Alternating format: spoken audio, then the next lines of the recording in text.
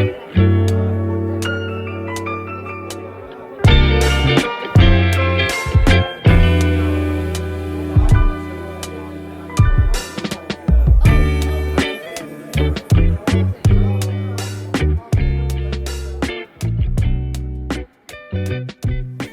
welcome everyone to the Gadsden Museum of Art. I'm Doug Balous. I teach at the University of Alabama at Birmingham.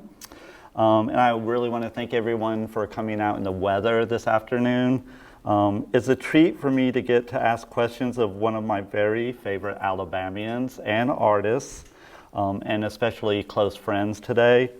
She is both highly lauded and exhibited both regionally, nationally, and internationally, and very deservedly so.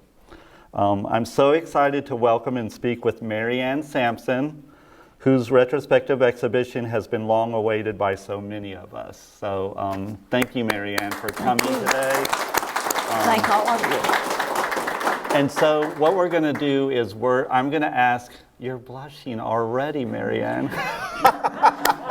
It's just a heat flash. You know. But I'm going to ask Ann a series of questions, and then we'll entertain questions from the group later. And Ray asked me to talk about, just for a second, how I met Ann. I didn't want to use it as my introduction, but years ago when I first moved back from Seattle, I was teaching at an art supply store in Birmingham. And at the beginning of every workshop, I would just have people introduce themselves.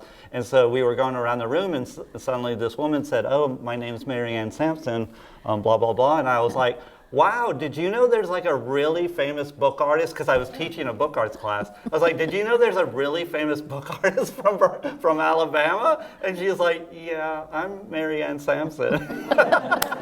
And so that's how I initially met her. And we've had just the most wonderful intersections over the last years. It's been so great. I appreciate you so much. Thank you. The other hilarious thing about Ann is that, typically, if I'm going to interview someone or talk to someone, I ask them to send me a resume. And Ann just she was like, "Yeah, I stopped keeping a resume around 12 years ago." But it was amazing to do a deep dive into your research and really see how the scope of your exhibitions and also your collections and awards, but especially how much it was really apparent to me that you value education in general, and both as a teacher and as a student. And that's what I was so interested in initially, because I love taking workshops and learning every possible thing.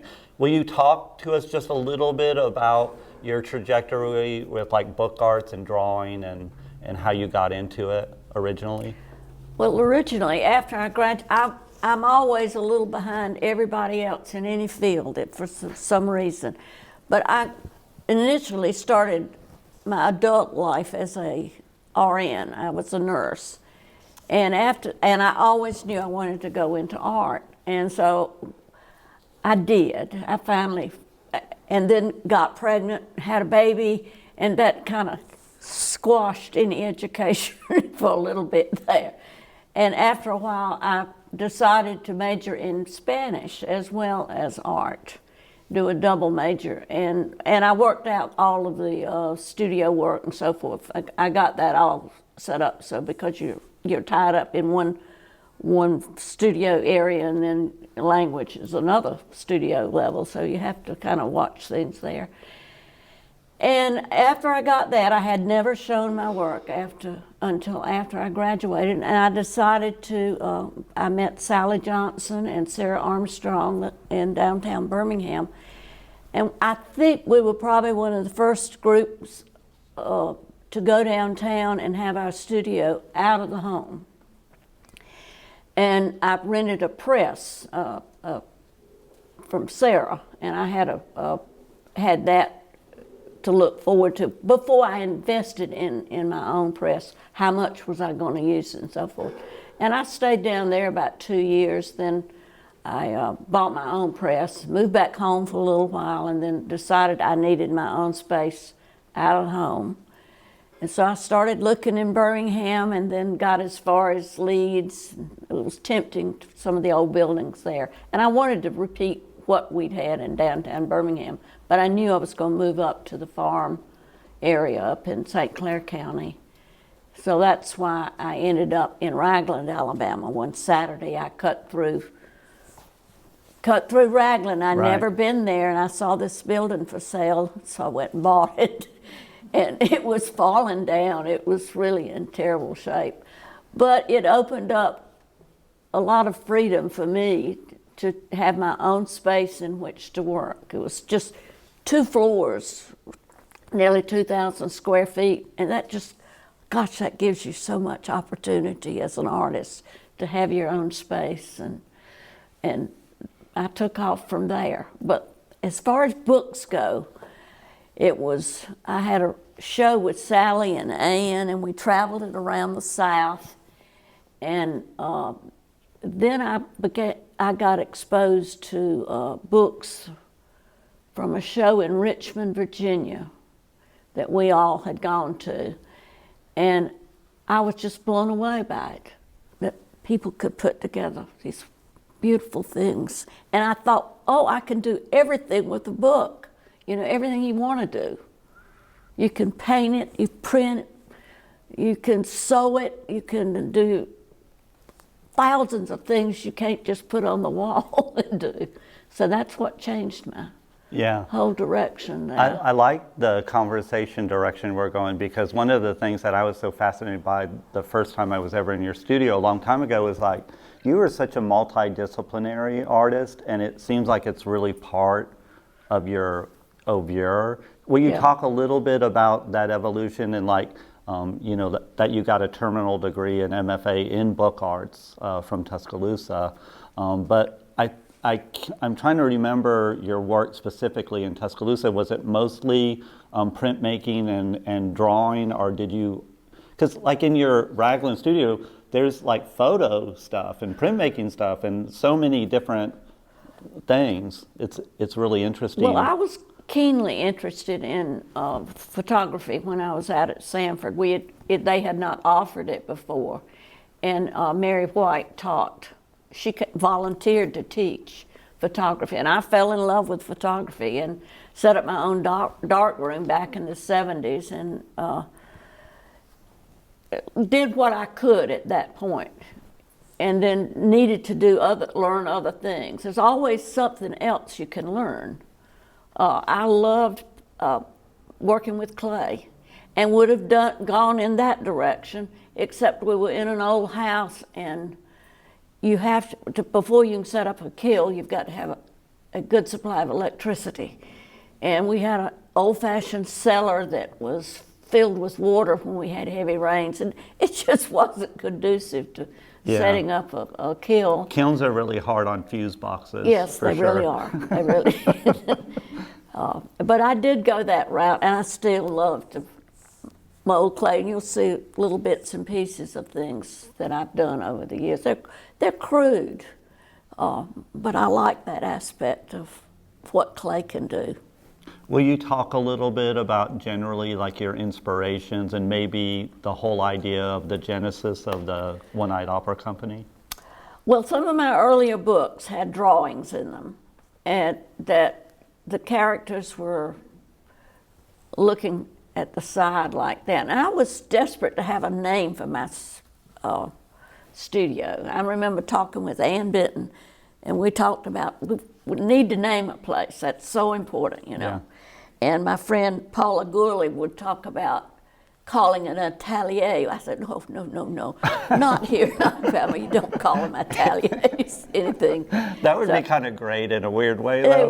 It would have. And so I came up with the idea. The books were named The One-Eyed Opera. Right. And then I just added company to it. And it's kind of a spoof on a big corporation, and I'm president. I've got a brass sign out front that says that I'm the director of this company. And I used to have people want to know if I was going to be producing operas there. And which you kind of are, well, right? Yeah, they're silent, but yeah. they're there. I Yeah. bet they're not as silent as you think they are. Oh, well, maybe they're not when you get it drawn, and I enjoy the pencil. Almost everything here is pencil. If you notice, some people say, you don't paint? I'm not a good painter. Ann Aerosmith used to say, well, you've just got to let go and put that paint up there. And I said, I just don't do that very well. It boings, the canvas boings, and I'm just not comfortable with it. I like something solid that I can scratch into or put my pencil down to. That's really interesting, because I think of you as like being such a multidisciplinary artist and like not really having boundaries. So it's really interesting to hear you talk about that. Well, I'd stretched 3 canvases. This is one that's here. I've got one right in over my there, yeah. studio on Tiananmen Square. Yeah. And the third one's still blank, and it's still in my studio, so I never finished them. I like paint, but I like to use it in a different way than on canvas. Yeah. Will you talk a little bit about your studio in Ragland? Like if you had to name, like, what is the strangest thing you have in your studio? If you had to narrow it down, or what do you find visitors? Because it's a literally like a treasure trove of kind of like a surreal cabinet in a way. Well, it comes out of life. I don't know what I'd do without a push pin. You can just murder these walls with push pins. Yeah. Ray said, well, now we've got these things now that you don't even have to push into the into the wallboard. And if you'll notice, everything that's, well, it's not here, it's on the other side, that big green thing, green background between there's a big drawing there, and he has these little devices that hold it up there. I'd never heard of that. Yeah. My walls are just push pinned all over. I don't know of anything really weird. How many Mona Lisas are in that hallway? Oh, I collect cheap Mona Lisas, and only cheap ones, and only an artist would say, like, I don't think there's anything weird in my studio. What are you talking about? Like. Oh my it's gosh. my haven, Of course, yeah, it's a and shelter. when I go in there, the world, I leave out. But it's a literal like beehive of activity when you go in there, because as someone, like, I think one of the reasons we bonded is because we both have practices that really engage in a lot of different media and processes.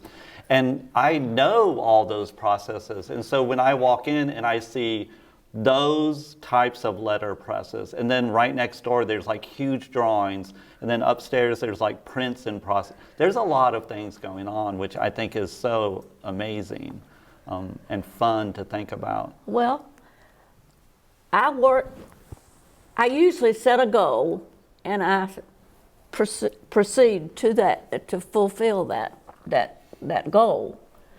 I've noticed that my energy level is not as vibrant as it was 30 years ago. Yeah. And I about filled up everything. All the walls are about full. All the drawers are full. Any boxes you see in there that got stuff in them.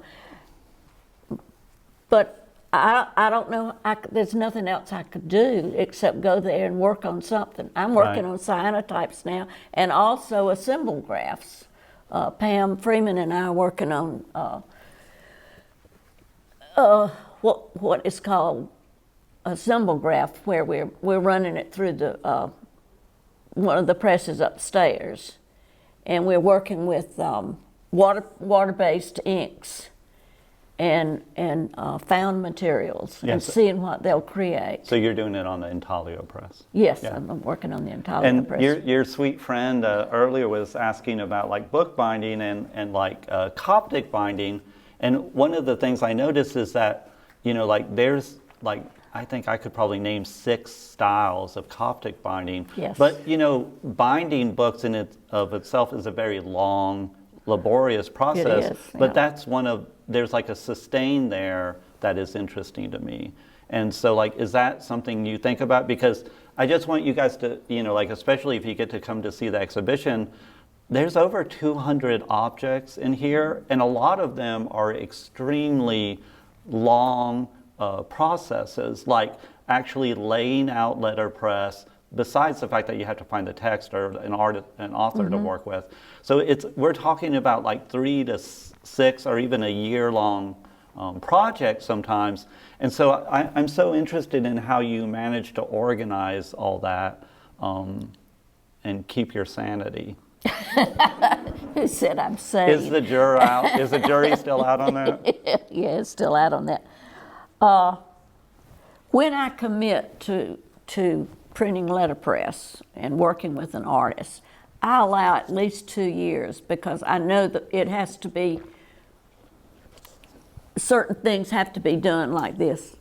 First of all, I've got to like and love the poetry that I'm working with, and the person has to be willing to let me do the artwork.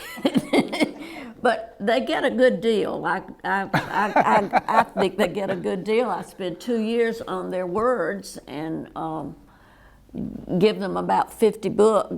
Do about 50 books, which get put in collections all over this country. Yeah. I think that's a real good deal. Yeah. Yeah. And I wanted to show like just a little bit of examples about how wonderful some of your letterpress books are. So like, it's not just her finding the paper and setting the type, but also she's kind of like a real rule breaker, which I appreciate so much. And so like, even like printing things and devising ways so she can print in the gutter. We call this as being in the gutter of the book, which is actually really difficult, and it makes a really huge problem for an artist as far as like doing editioning of books. So if she wants to do an edition of 50 or 100 books, that's something I really appreciate about your work, let alone the fact that she will like hand make an edition of like paste paper. And so everything's original and so unique about your creativity, which I think is just wonderful. Well, I love every aspect of it. The cutting of paper will take approximately 2 days just to cut enough paper to run an edition of 50 books of that size there. And you have to mathematically calculate your size. Will it fit the big sheets of paper? You want to be conservative about that so that you don't waste any paper. And if you've got to do any, if you're going to leave it with a fancy deckled edge, or you're going to just exactly what you're going to do with it. So everything has to be planned. I make out a map of the whole process in the shape of a book, and each leaf in that book has a number system, and when I start to print, I code it so that each page, I don't print straight through.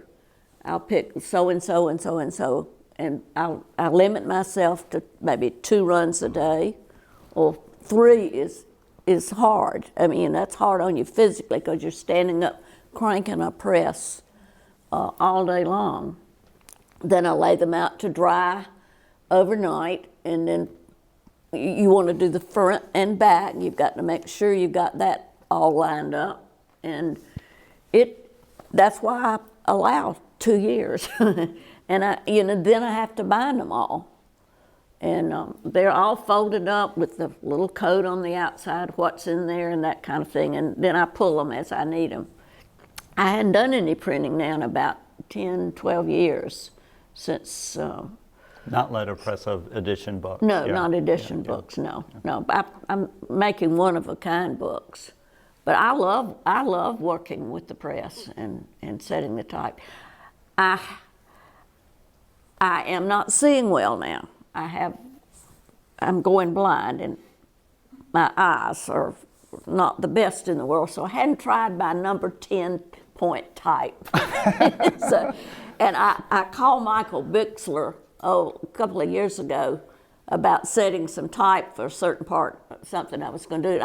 I've been a really stickler for doing my own type, doing everything for my own books. But I may have to hire him to set my type the next time. I don't know. 10-point type is very tiny. Yeah. But I hadn't had any trouble up until now. Hey, excuse me. And maybe talk about like, because it's not only the type, it's also the furniture and all the spacing, you which set up is each the line part. of type with spacing. So like It's a very lot of people rigid don't realize thing. you have to understand how to make the spaces between things too, and that has to be part of how you set the type, which is hard to see. Oh yeah, especially when that's it's hard tiny. to see. Yeah. Yeah.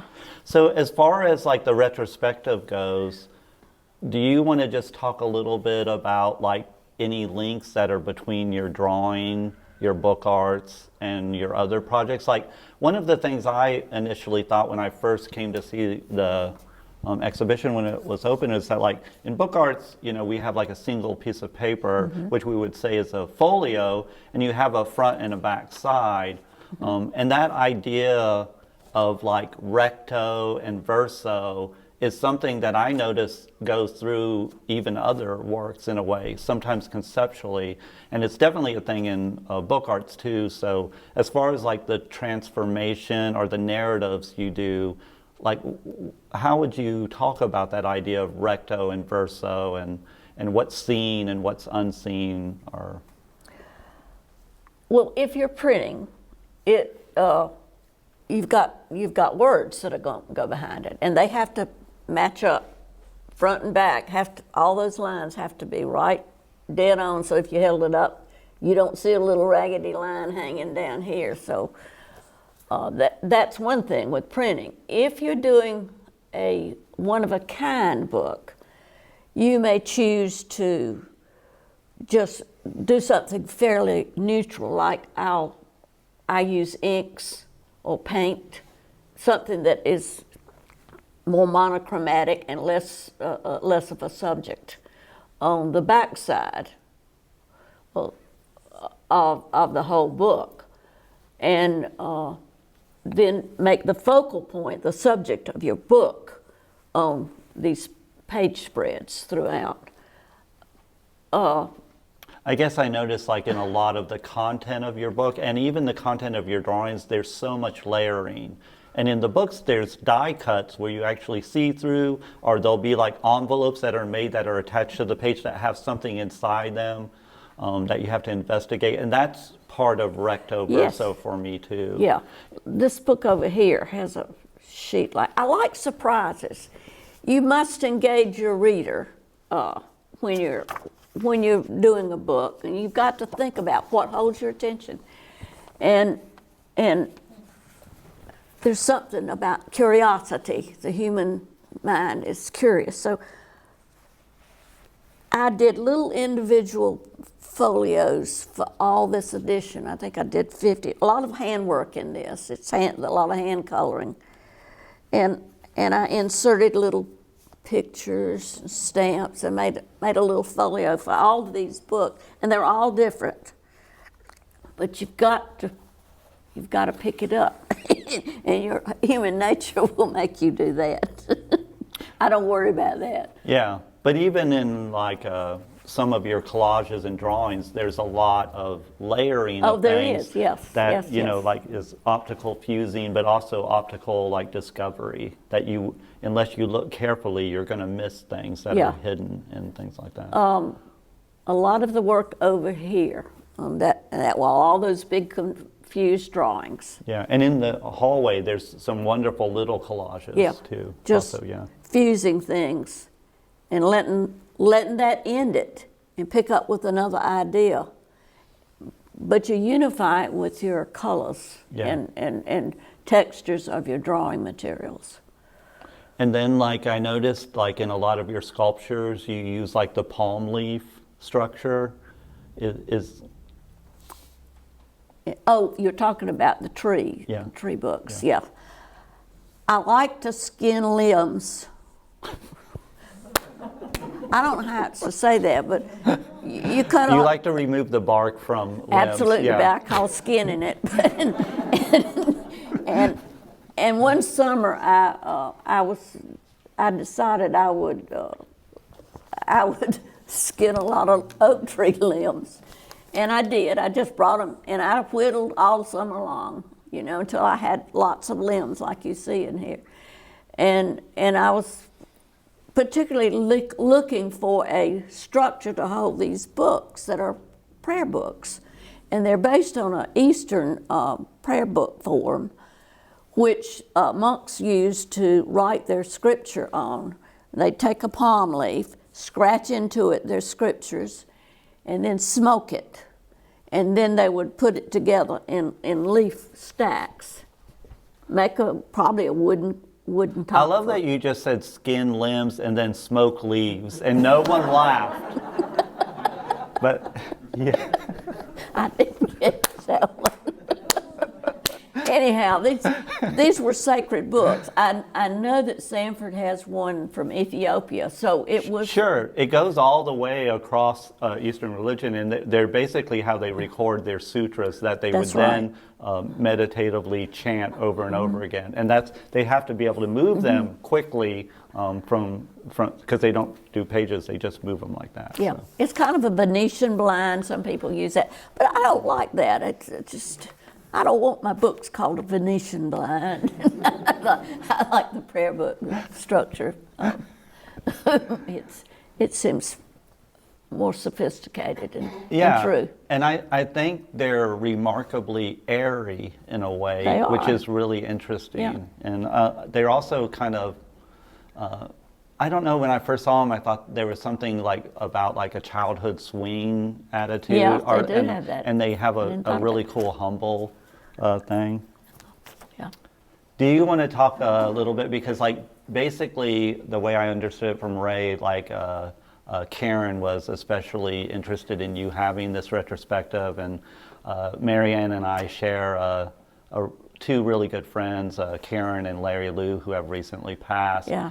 And do you want to talk about your relationship with them? Well, yes, and this show is dedicated to Dr. Hendricks. She taught most of her career at Jacksonville State University. And I first met her years and years. I think she had just started teaching there. And I was curious about what their policy was for showing and exhibiting artists. And of course, I had no body of work. I hadn't done much of anything, but I did have a new studio, and I was going to work. So that's how I got to meet her. And we've been friends and have several friends at Jacksonville State that I care a lot about. And Karen was always engaging us in little projects. She, the dress back here, she gave us what's called a gel plate. And it's very popular right now. And we spent a whole day just printing what we wanted to during that time. And so when she was going into surgery the next day, I texted her, and I told her that I had gotten some really good prints. I was really loved them, and she said, "Keep on printing," and that was our last communication together. Yeah. So I wanted to devote this to her, and she told Ray about my work and that I should have a retrospective up here. Larry Lou is a friend from Tuscaloosa. She also showed it at Jacksonville State, and she passed away this past year. She's mainly known for her paste papers. And all of her paste papers have been put in the Metropolitan Museum of Art in New York, and that has just recently happened since her passing last year. And she did historical models of paper, absolutely gorgeous. And she also made gorgeous boxes, handmade boxes. She was a fabulous drawer. Oh gosh, she could draw well. And I've got one of her books over here that someone else printed, and I did the exterior of the book, and the other person did the setting the type in the words in the book. And you know, that's a really nice treasure to have. And it's great to have a community of bookbinders, because we have the program in Tuscaloosa, Yeah. but there's actually people distributed around the states that are really interested in bookbinding. So it's great that we Absolutely. have such a vital community of bookbinders and people generally interested in the book arts, or even exploding the idea of book arts. So Yeah. it's interesting. It's changed a lot since I started back in the 80s. It was a new thing, relatively. They were saying, what is a book? Oh, what is artist books? You know, just things that we don't even think about now. Yeah. And there were no instruction books at all. Keith Smith was the first person that came out with it. And his books were very difficult to interpret a lot. And I went up. That was the first exposure I had to book ups, was go up and take the conceptual book with Keith Smith, which I was glad to get to know him. Where did you take that class? In Rochester, Okay. New York. So- Yeah, the first time I ever took a book arts class was at the Morgan Library in New York. Oh, so okay. We both started in New York State. Yeah. Yep. So thank you guys for coming, and we're going to entertain questions from the audience. If anyone has questions, I hope people have questions. Or I can ask a million more questions. I have a question for Mary Ann. I've always been interested in her books, and I'm interested in I don't know whether I'm pronouncing this correctly or not, a Coptic binding, because it just really fascinates me that you can make those little teeny tiny stitches and bind a book. I mean, there's no way that I might be able to do it with a needle and a thread trying to sew something up, but if y'all just notice the back of some of her books, It's like the this. binding that's on, it's called the Coptic, is it a Coptic? Yeah. It's Coptic. Yeah. Just notice the back and how much time it would take.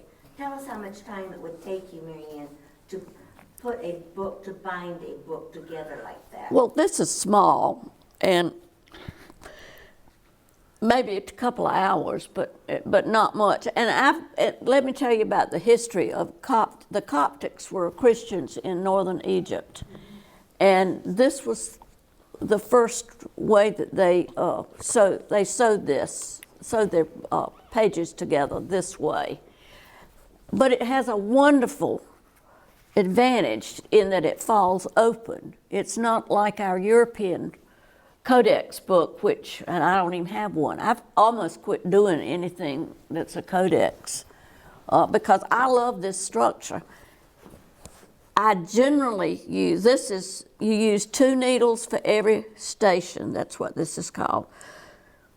So it took 8 needles going at the same time to work on this. And it's a pattern, you know, and there are very many ways you can do it. Everybody does it differently.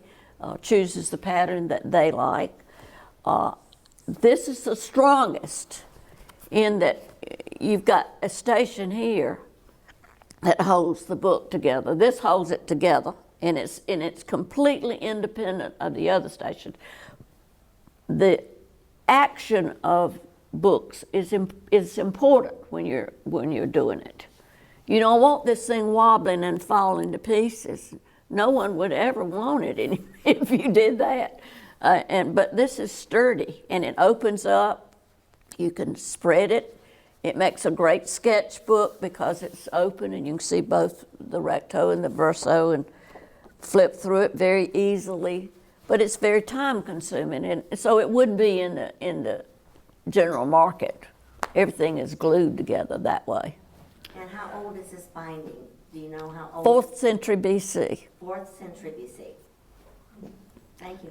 And a lot of people don't know that Coptic binding was kind of responsible for the rise of Christianity, because previous to that we had the scroll, and Christians were like, okay, we're not going to use the scroll because that's what the previous religion used, so let's use this new thing called a book.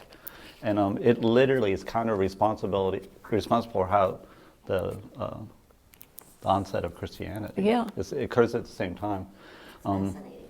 it's so, I mean, we're book nerds, so we can't go too much into it. Like I was just speaking to a mutual friend of ours, and we were talking about Larry Lou, and I said, like, I just miss going down and for a week, like, making boxes. And, Yeah. you know, and we would just, like, sit there and all day make box after box for him. And, Yeah.